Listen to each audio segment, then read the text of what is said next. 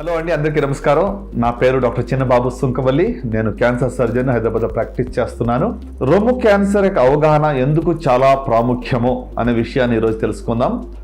మనందరికీ తెలిసినట్టుగా ప్రపంచవ్యాప్తంగా మరి నంబర్ 1 క్యాన్సర్ ఏంటి అంటే రొమ్ము క్యాన్సర్. ప్రత్యేకంగా ఆడవారిలో 26% రొమ్ము క్యాన్సర్ మనం మన దేశంలో చూస్తున్నాం. Number 1 cancer among the females అనమాట. సో రొమ్ము క్యాన్సర్ని ఈరోజు కూడా లేట్ స్టేజ్లో మనం చూడటం వల్ల రిజల్ట్స్ అంత మంచిగా ఉండటం లేదు. సుమారుగా 60% పైగా రొమ్ము క్యాన్సర్స్ మరి 3వ స్టేజ్ కానీ 4వ స్టేజ్లో కనబడుతూ ఉన్నాయి. సో కాబట్టి అర్లీ డిటెక్షన్ అనేది చాలా ప్రాముఖ్యము. దాని ద్వారా ముందుగా కనుగొన్నట్లయితే రిజల్ట్స్ చాలా బాగుంటాయి.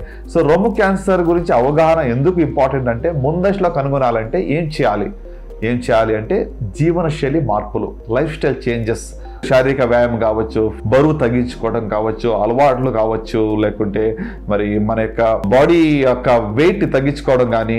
అంత మాత్రమే కాదు, రొమ్ము క్యాన్సర్ నివారించడానికి జీవనశైలిలో మార్పులు, ముందశలో క్యాన్సర్ కనుగొనడానికి కొన్ని జాగ్రత్తలు. ఫర్ ఎగ్జాంపుల్, రొమ్ము స్వీయ పరీక్ష.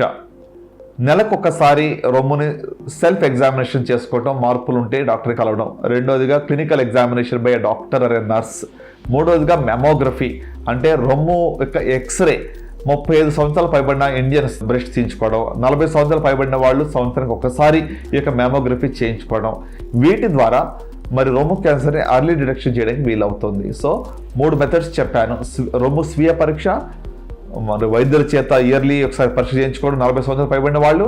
మూడోదిగా 35 సంవత్సరాలు పైబడిన వాళ్ళకి మెమోగ్రఫీ. ఈ మూడింటి వల్ల రొమ్ము క్యాన్సర్ అర్లీగా డిటెక్ట్ చేసే అవకాశాలు ఉన్నాయి. సో కాబట్టి అర్లీ డిటెక్షన్ అనేటువంటిది చాలా ప్రాముఖ్యము for better outcomes. So survival rates అనేటువంటిది స్టేజ్ మీద ఆధారపడి ఉంటుంది. ముందశలో కనుగొంటే పూర్తిగా నివారించడానికి వీలు పడుతూ ఉంటుంది. సో రొమ్ము క్యాన్సర్పై అవగాహన మనం ఎంతైనా పెంచాలి. ఎందుకంటే చాలా ఈజీగా దీన్ని స్క్రీనింగ్ ద్వారా కూడా ఎలాంటి ఇబ్బంది లేదు అనుకున్నప్పుడు, చిన్న కణితి మనలో ప్రారంభమైనప్పుడు కూడా ఇక మెమోగ్రఫీ ద్వారా కానీ మనం కనుగొనడానికి వీలు పడుతుంది. కనుకనే let us spread the awareness, అవగాహన పెంచుదాం, ప్రజల చైతన్యం తీసుకుందాం, ఈ యొక్క జబ్బుపై విజయాన్ని సాధిద్దాం. ఈ యొక్క వీడియో చూసినందుకు మీ అందరికీ కూడా ధన్యవాదాలు. Thank you so much.